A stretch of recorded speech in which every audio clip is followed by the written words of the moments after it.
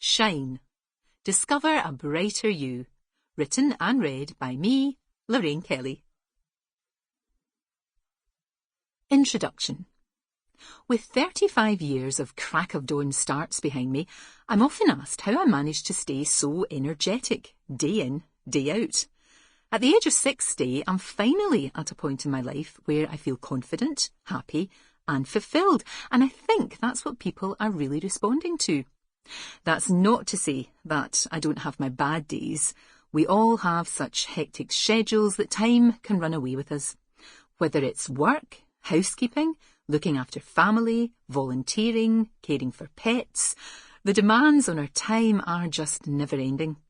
Just being human requires an incredible amount of effort and work.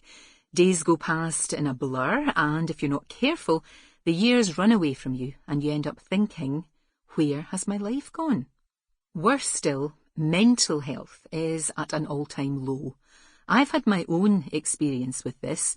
The menopause triggered anxiety within me, which was scary, but with plenty of help, I picked myself up and began to look forward to life again.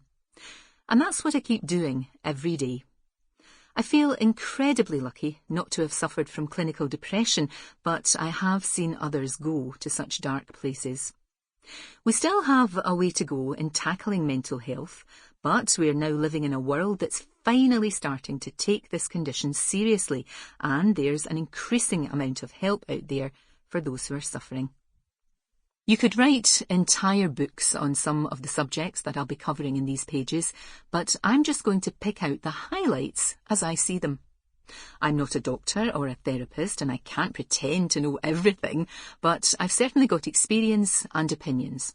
You'll hear from some great experts that I've worked with in the coming pages, but I can't overstate how important it is to speak to a professional and get medical and psychological advice for your own personal issues, if you need to. Remember that it's never too late to take stock and get what you really want from life. Every day that passes, I understand myself a little better. My experiences, good and bad, have taught me that I need to seize the day. We only have one life. I want every day to feel bright and new, and I want to help other people make their lives shine too.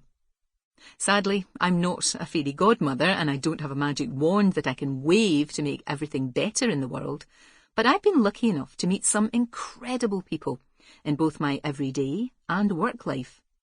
I wanted to write this book so I could pass on some of the wisdom that I've gained. I am who I am because of my experiences. I certainly wasn't handed anything on a plate when I was growing up, and what I've achieved has been through my own hard work and tenacity. I didn't have anyone to help me get my foot in the door when I wanted to become a journalist, but I did have a strong sense of right and wrong, a curiosity about the world, and the desire to challenge myself and be the best I could be. I look back at my childhood with great affection. My mum, Anne McMacken, was only 16 and working in a record shop in Glasgow when she met my dad, John Kelly. He worked as an apprentice TV engineer in the same company. I always joke that my dad was in television. They were just kids and had no savings or material possessions. When Mum discovered that she was pregnant, she was just 17, and they decided to get married. My mum had 7 brothers and sisters.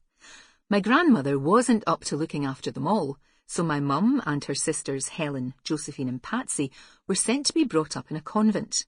The sisters were very close, but the relationship with their mother was fractious.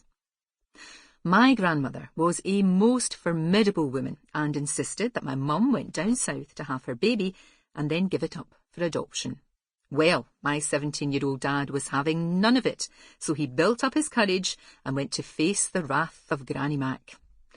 I feel so proud thinking of my teenage dad standing up to his future mother-in-law and telling her, "We're getting married and we're keeping the baby." There was no room for negotiation, and my granny always had respect for my dad after that. My parents got married a few months later in July 1959, and they have just celebrated 60 years of marriage. I came along that November, and for years Sample complete. Ready to continue?